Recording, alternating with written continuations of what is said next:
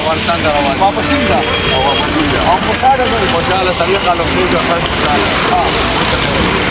دا الله دې تاسو مل شي او زموږ دواګانې او مینه دا ټول تاسو سره دي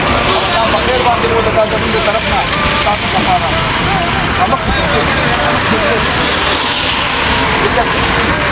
السلام علیکم